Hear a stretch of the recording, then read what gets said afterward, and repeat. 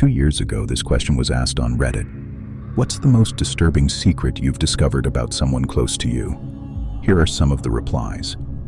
The 24 hours before my dad died, stage 4 lung cancer. He was in the ER and then the ICU, and we were unable to be with him because of hospital COVID rules.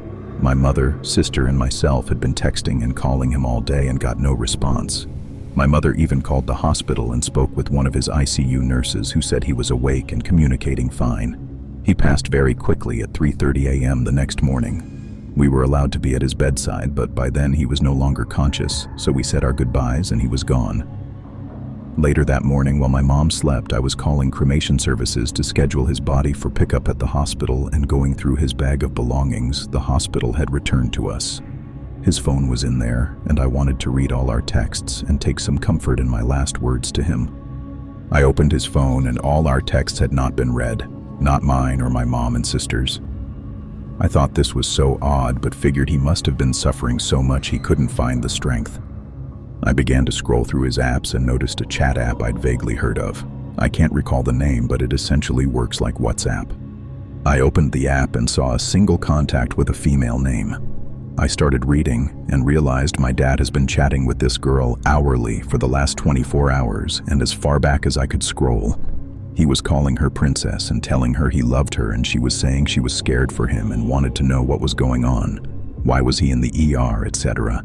I scrolled back enough to know that this was someone he was having at the very least an emotional affair with. My grief was completely hijacked by hurt and anger, and a week later I tracked the girl down and spoke to her via DMs, and found out she was 19 years old. She was 17 when they met. He was her high school bus driver, and she told me they had been dating for almost 2 years. My dad was 66 years old when he died and dating someone younger than his grandchildren, someone he chose to spend his last moments with and say his last goodbyes to. I hope it made him happy, but it sure is a shitty secret to live the rest of my life with. A secret that will forever overshadow my entire relationship with my dad, with no chance to ever speak to him about it. It's the one secret I wish I'd never found out. The next story is equally as strange. She was my best friend of 7 years. We had literally been through it all together. I moved out of state with my now husband, but she convinced us both to move back to be closer with her. After about a year, we had no real ties to the state we had tried out, so we said screw it, let's go back. She's basically family. We were all so happy to be reunited. She was over almost every night for dinner. We all laughed and talked and had a blast. Best year of my life. Then slowly, she started trying to turn my husband and I against each other. Anytime we had an argument, like any couple does, she would text each of us about how right we were, trying to foster animosity between the two of us. With me, she started talking about how she had a plan B for us, that if my husband and I couldn't make it work, I could move in with her and we'd live happy lives together. With my husband, she started talking about her infertility issues and how she wanted to have a kid just like him. She just needed a sperm donor. This all happened at around the same time, and my husband and I compared texts and figured it out.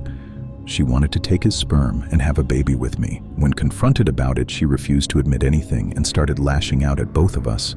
It got to the point where she would show up unannounced, banging on the door, demanding a place in our home. It was so terrifying and panic-inducing that we ended up having to move and change our phone numbers.